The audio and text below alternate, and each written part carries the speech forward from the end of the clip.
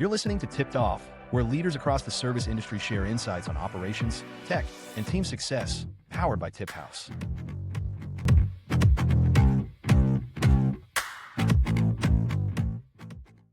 Hello, and welcome to another episode of our TipHaus Insider Podcast.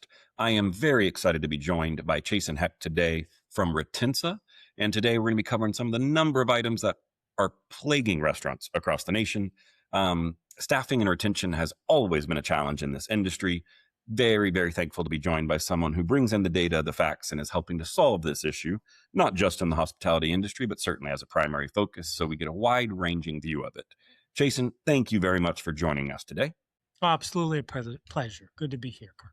Thank you, and great to have you with it. Let's dive on into this. So it's no surprise that hospitality, has a little bit of a labor shortage. I think it's kind of been a recurring trend in the hospitality industry. Obviously, COVID accelerated that, and then a lot of the spin-offs of COVID. So that can be things like the gig economy, the ability to get hired and move around much quicker than in previous scenarios or decades before us.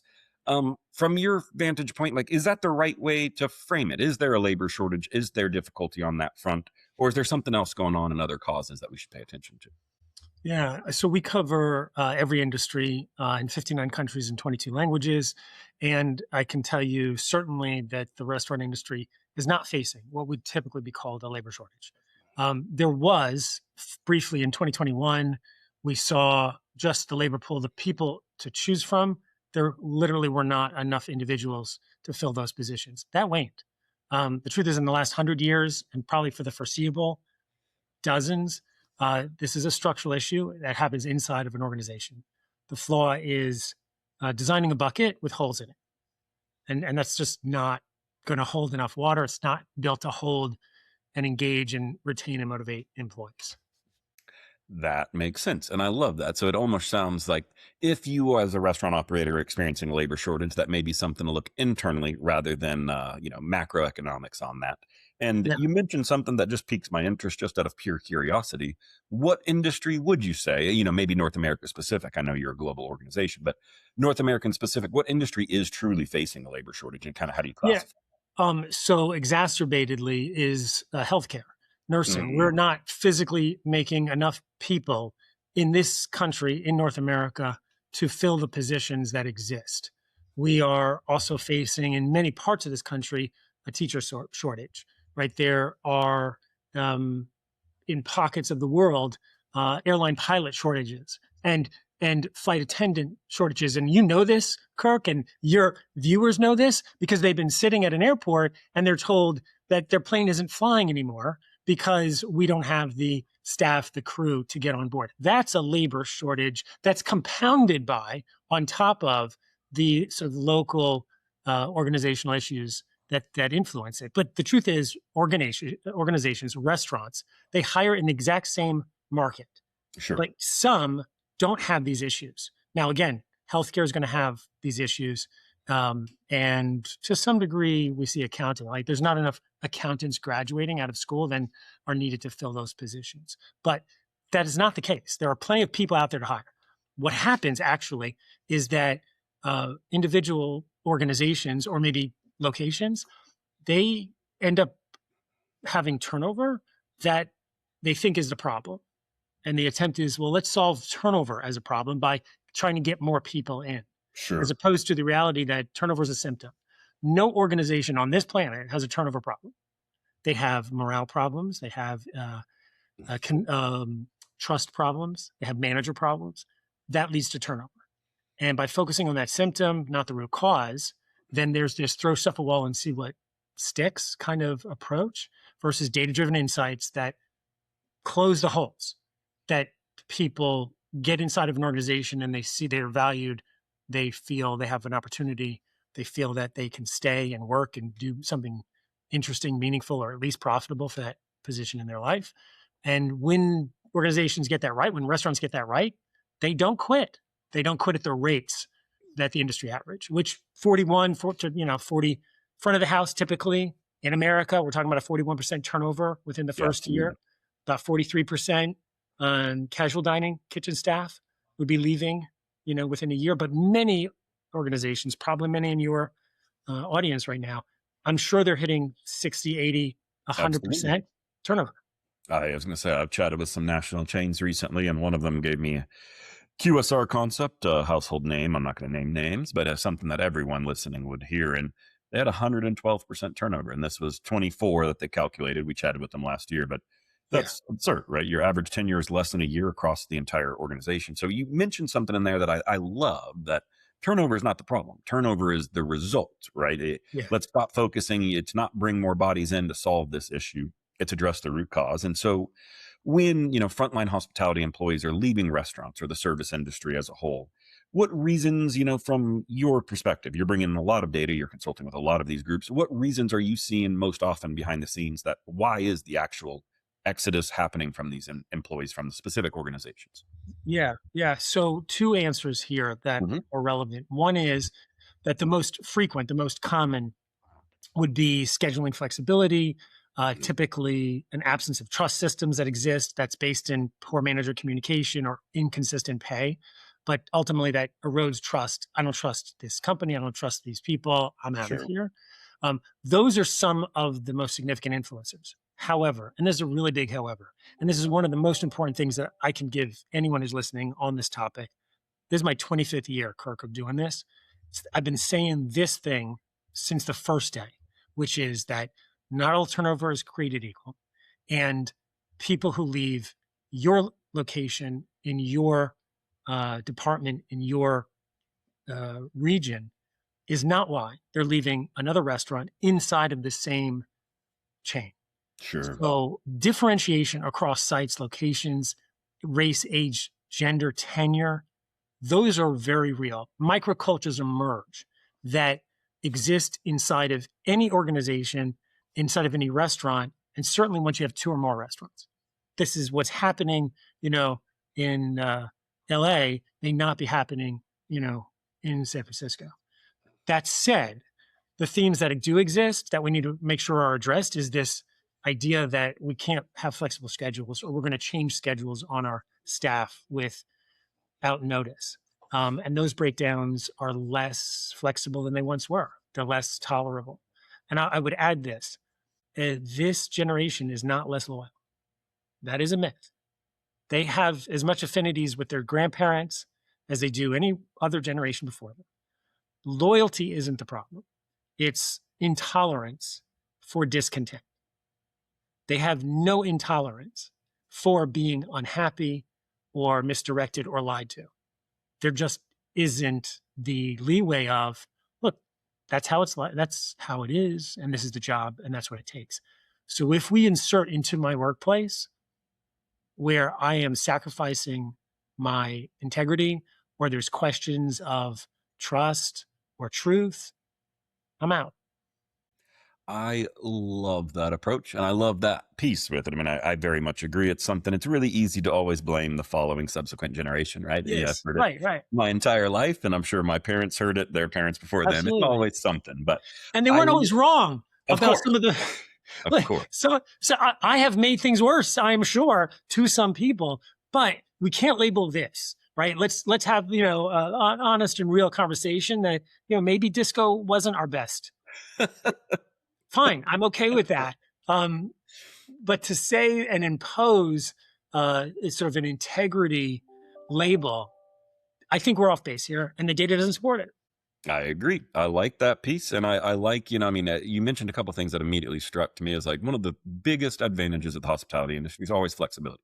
It's one of those things that, when I look back at why I started and why I loved it, when I was in my late teens, early 20s, when I was working in restaurants, managing wine bars, all of the jazz, I am not known for forward looking or great, social skills of, I'm going to block this out a month and a half in advance. It's, hey, the day before, a couple days before, I want to swap schedules. I want to switch shifts. I want to pick up a double, right? Those things were kind of integral to the restaurant industry. And it was one of the reasons I really loved it. So with that being in mind, like you mentioned, I think we'll dive into scheduling here in just a minute. I've got to follow up on that. But there's one other item here, Chason, that you mentioned.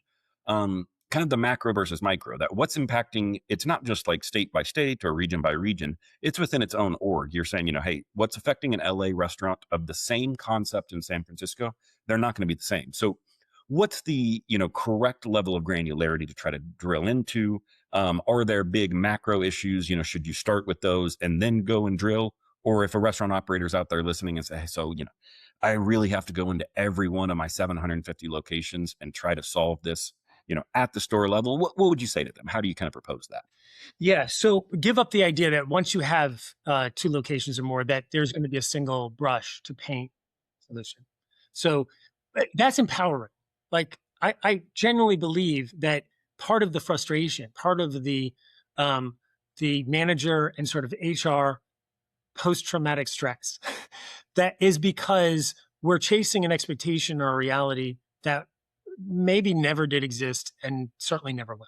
And that is the idea that we're going to silver bullet our way through this. We're going to figure out this one size fits all. There are 24 reasons why people join, stay, and leave.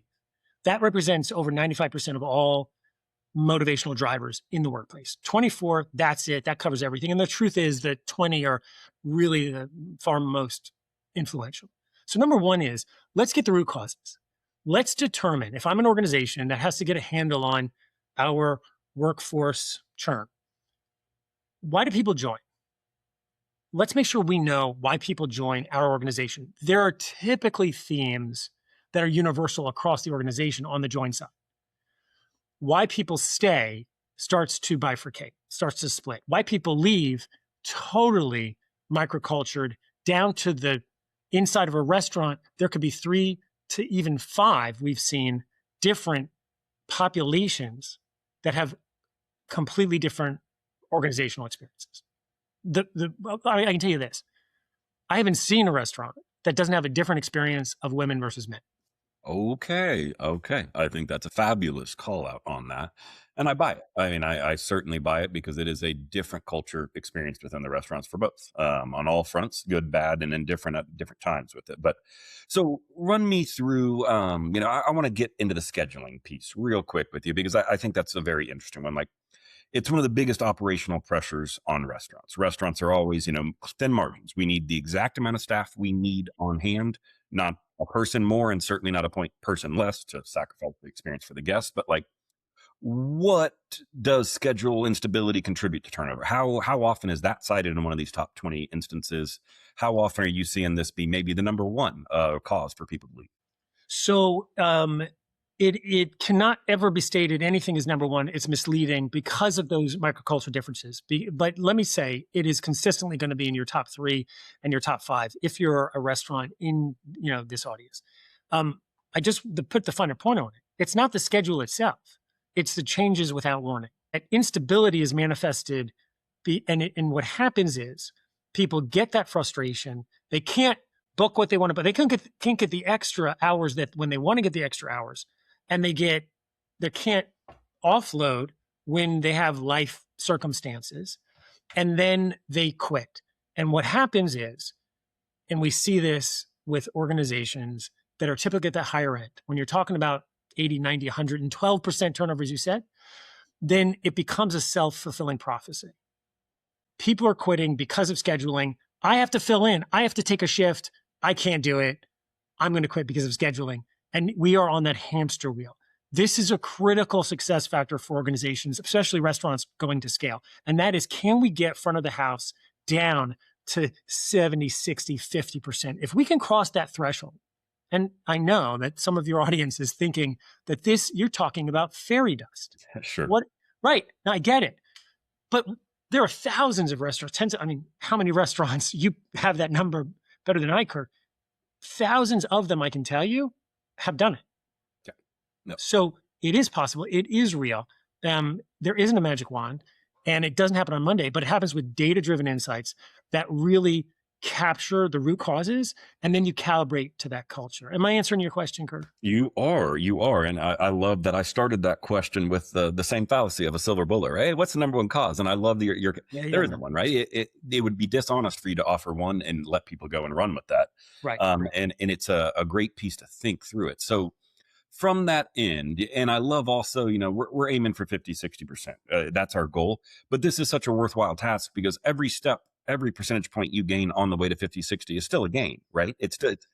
This is not getting to 99% of the goal is still a failure if you don't have that final. No, every step is a massive improvement for you. And you slow that hamster wheel, you slow that push. So, listeners out there say, hey, we get it. Turnover costs money, of course, we want to lower it, but there's other bigger issues. But let's dive into actually what turnover does for these listeners out there. When you think of it, there's the cost of hiring. Harvard Business Review has put out great studies on it. Everyone has talked about it. Thousands of dollars at minimum. Depending on how effective you are, how clean your processes are, your training is, you can get north of that real quickly. If you're really lean and efficient, maybe it's just a $3,000-$4,000 hit in each one, but that's still for the restaurant world. Holy, if we can cut that down, let's do that. But run me through some of the other things. We often think of it in just cost, right? We just want to put dollar signs on it. How else does like a high turnover affect team culture, the operational performance? What other statuses, what other items should be considered when you're thinking, hey, we need to solve this problem and here's why? It's not just the dollars. So there's actually 151 contributing factors to turnover and sort of consequential costs, variables that are involved in the cost of turnover. And there are what we call direct cost and indirect cost. And most restaurants, and certainly any, with any reasonable size, can do back of the envelope math and establish this direct cost. These are the hard costs, the time that it takes to rehire, the in-processing, the drug test, the job posting, right? These are hard costs. But the truth is that nobody writes a check to turnover. Sure. All of those sub costs and 3x, the direct costs that we can speak of, that we can calculate, is the indirect costs. And that is the impact on the shift manager who has to fill in and do other duties. It's the impact on the wait time for the third time of that customer, and I'm never coming back. Yep. These are real and tangible, but we don't have a line item, a field. We don't have an accounting code for these things. So yes, the floor is going to be these thousands of dollars, but the truth is that the morale impact ends up directly and indirectly affecting the guest experience. And that makes sense. Time and time again. And that's that hamster wheel you're referencing, right? I mean, it almost kind of feeds into itself that as turnover begins, it kind of feeds to the next piece. And then you get, a shift manager who's now getting a little more burned out or contributing to their elements. And exactly. Okay. That makes perfect sense. And I love that. In that number you gave us 3-to-1 as a ratio, typically that your direct costs are typically experiencing a 1/3 of what your indirects are going to be. Right. Oh, maybe 1/3 to 1/4. So yes. So if you added that all up, by the way, cost of turnover tools on our site, I think part of the early stage sort of conversation that I was having 25 years ago was, what really is that cost? Can we capture that cost? You can. You can find anyone out there. You don't have to use one, just use one, because just starting that conversation with leadership, maybe you've got COOs watching, maybe you've got, general managers watching, maybe it's just an HR professional watching right now. But if we're not having a conversation with leadership, right, the ELT, the board, about, no, this is our actual cost. Like, this is what's walking out the door. Then I know, well, how much should we spend to fix it and to reduce it? And I also want to say, you will not get it to zero. We have a 99% success rate reducing turnover. We have never gotten it to zero. You're not aiming for zero, right? You're aiming for the point at which the juice, is worth the squeeze on that effort, that input that you're putting in and what you're getting out of your total talent investment. And right now, I can tell you, for most organizations, most restaurants out there, it doesn't feel like they're getting the return on investment for the effort, the energy, the return on stress. I mean, your GMs, like stress levels, right? On a Friday afternoon when they get the third no call, the third call out. Absolutely. Absolutely. And I can speak to, those indirect pieces. And I think back to my days, many of our listeners know, as I've referenced several times, I started at Chili's way, way back in the day, right? Just north of Dallas, Texas, and 16 started and then started serving at 18. And remember watching when one of the favorite bartenders left, the spillover effect of regular stopped coming in, they followed her to her new restaurant, right? Oh, yeah. And then you ran into the idea that she was faster at making drinks for the floor. She was more knowledgeable. She was better at upsell. She was quicker at communicating what's been 86 and we're out of. And, Yes. saw the Yes. same thing with, server leads, right? Where you don't realize it, but they're actually helping every other server on their tables. They're touching them. They're refilling their ranch. They're refilling their drinks. They're dropping Right. items off. Right. They're engaging, making a joke on the way. And when you lose that, all of your servers that you thought were doing well, suddenly their scores are down 5-10% on guest satisfaction, right? And it's because they lost that critical component who was always willing to go above and beyond. Yes. Oh man, You felt that, right? Yeah. You could, it was tangible. It was in the air, Absolutely. and you walked in the restaurant the next day and it was gone. And what we know is that 88% of high performers have thought about leaving because of a low performer. And so that individual, unquestionably the one you describe, a high performer. And so I wonder, right, to what degree did we accept, did we allow, did we put people in this position that we know that's not our best, but hey, it's coming up on lunch hour, it's coming up on the dinner rush, we've got to have them in place. But they end up giving to that bartender, potentially making it harder, giving them more work to do. So that's the other game and sort of hamster wheel that we're on, is the butts and seats is exhausting, not just for HR and operations, but it's also for every server, every bartender, everyone else who's on the front of the house and even the back of the house, because they're dealing with those mistakes as well. You felt that, right, Kirk? Oh, I have. And I think, it's something even internally at TipHaus. Like we have an internal line, and I always make sure when any of my managers, any of my directors, VPs are looking at hiring someone, it's kind of this internal philosophy that, hey, 18 players is what everyone wants to hire, right? You want to hire your 18 players. Yeah. 18 players will tolerate B team players, but they don't like it. They want someone who's at their level and performing. They will not tolerate C team players. Right. And if you bring someone in that's significantly underperforming, that they're having to continually go above and beyond, they're burning out, right? I mean, they're carrying a load that they did not sign up for. They're not getting the assistance they need. And that's what causes that leave. And I think, restaurant industry, very much the same. When I think back to it, that like, the great servers that I was working with, I'd always look at the schedule. Who am I working with, right?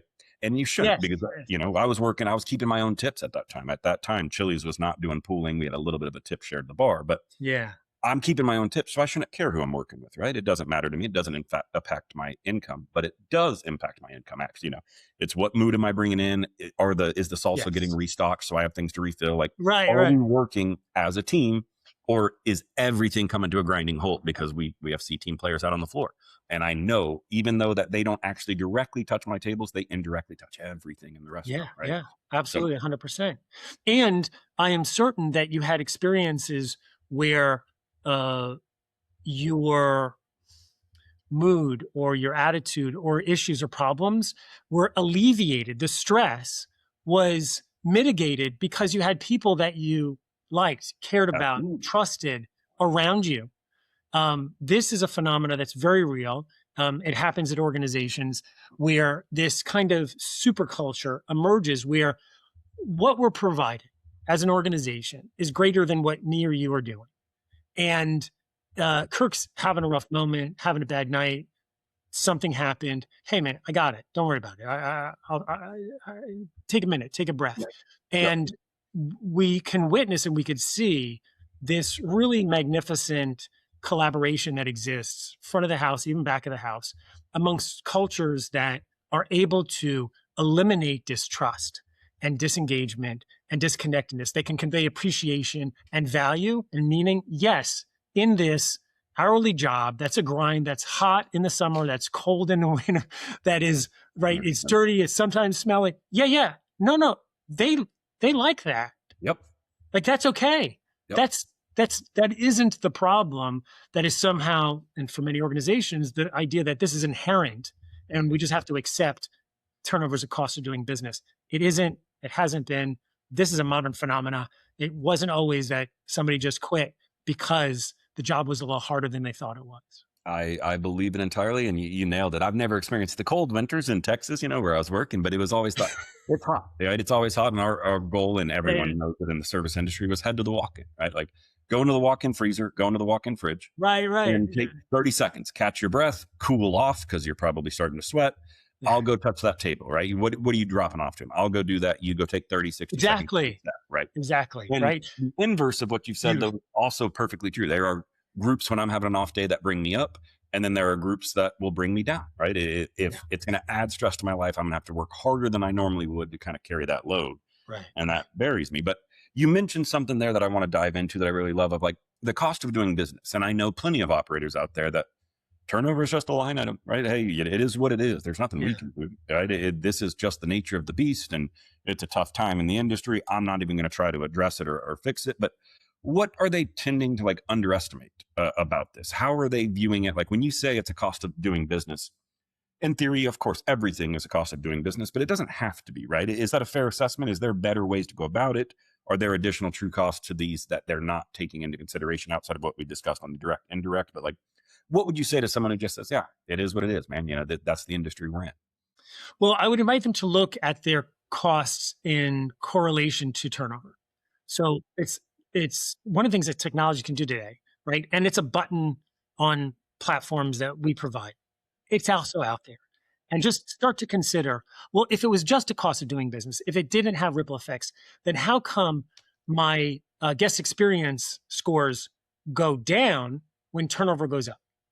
How come my lost product goes up when my turnover goes up, right? How is it that there are these direct correlations that are made time and time again? More food and drink walks out the door when people quit.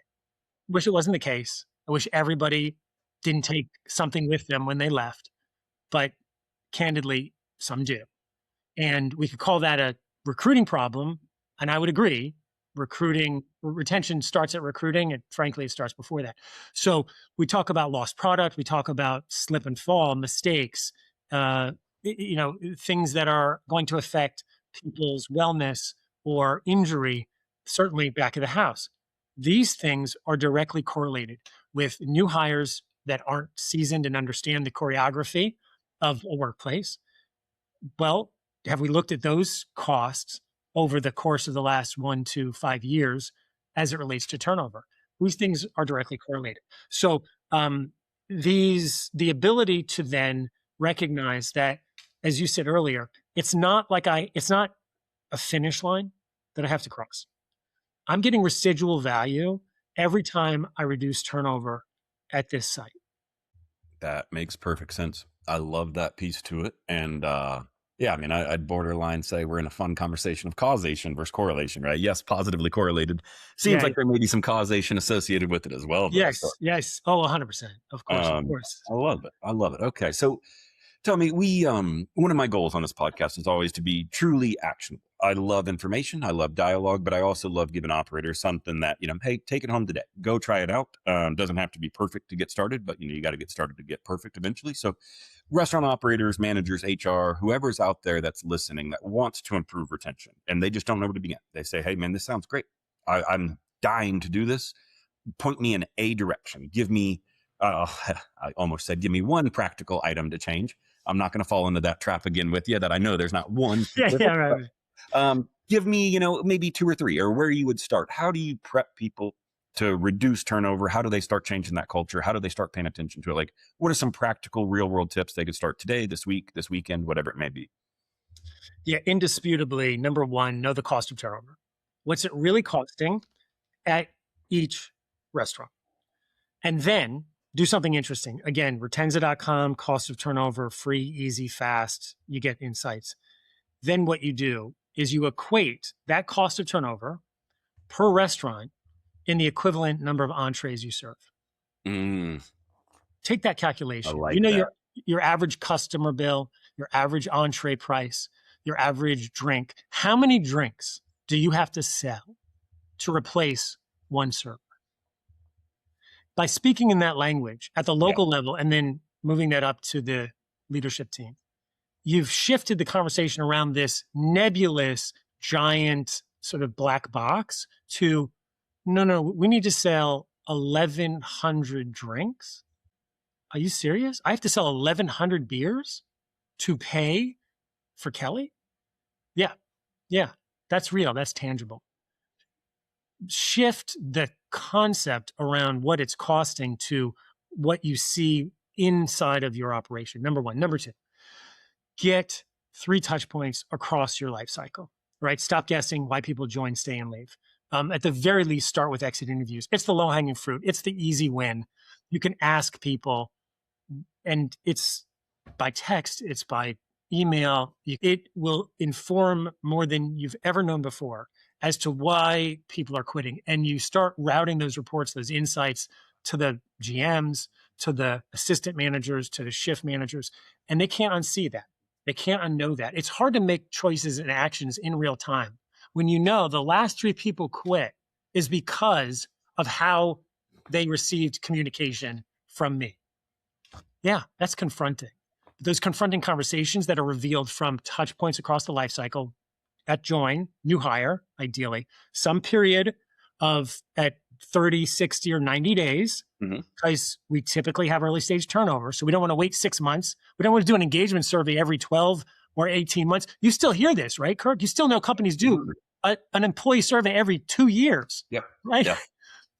If you asked your wife or your husband or anyone in your life, how you doing every 2 years, you wouldn't be married.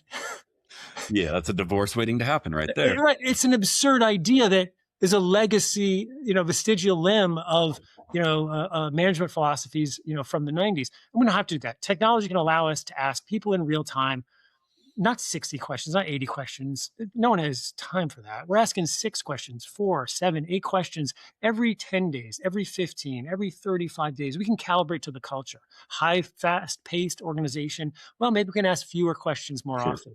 And I'm now plugged into the pulse. I have the pulse of my talent. So what do you want to get to? If you're going to start, just start asking people when it's a little quiet. If your GMs are listening right now, if they got managers listening right now, just when it's a little quiet in between the rush, just ask some of your better performers, start there. Why did you join? Why have you stayed? And why would you leave? Just do that. I love it. I don't think there's a better answer for it than I think, starting the conversation. In the service industry, we talk like how you greet the table, right? I mean, it's almost a little microcosm. It's you're greeting the table.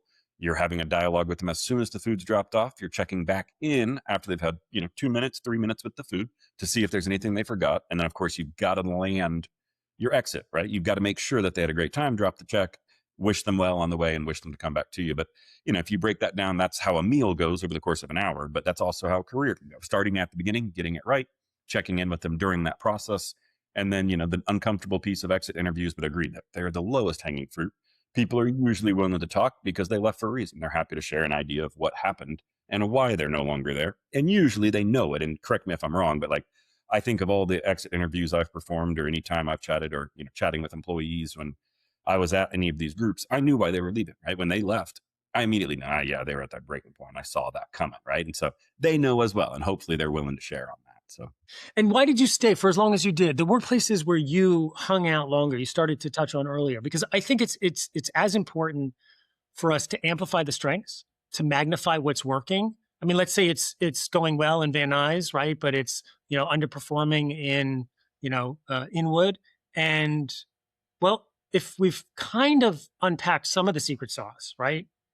Can we transfer that over? Can I bring that? So why did you stay at the places that you hung out with longer?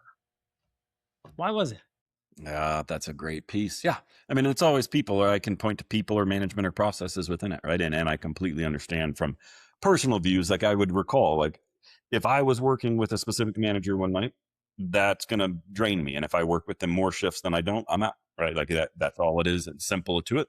If I'm working with people that are contributing on that front, or if the restaurant makes an effort to support their employees and they understand what we're doing and how we want it, effort goes a long way. It doesn't have to be perfect. And I think we chatted about that a number of times throughout this, but the effort really speaks to itself and it's felt across the org. So, Chason, I really appreciate it. Hopefully a lot of managers really enjoyed that piece. I want to pivot to all of our listeners know exactly what's coming. I'm particularly curious on yours because, you're not directly in the restaurant industry. It's one of the verticals you serve. And so really interested and excited to hear some of these questions and answers here coming from you. But the first and always, hopefully the easiest for most people, I want to know what your favorite restaurant concept, what your restaurant brand is, what's your favorite out there right now, and what's it doing? Why is it your favorite?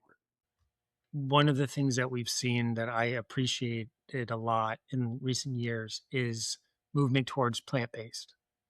And this shift is not necessarily new. What's interesting is, I mean, much of the world is plant first, right? So the diet, of certain parts of the country, have wavered away from that.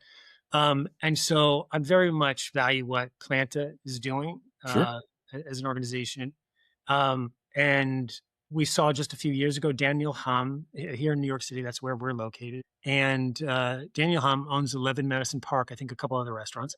And what he said was, and it made waves, and you may have seen, but he said, I don't think the future is in meat.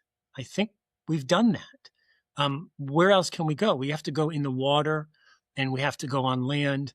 And he started incorporating and basically really transformed this multi-Michelin star, one of the best places, to eat in the world, and said, yeah, we're going to use plants in new and innovative ways. And I think this trajectory is amazing. I think that organization is fantastic.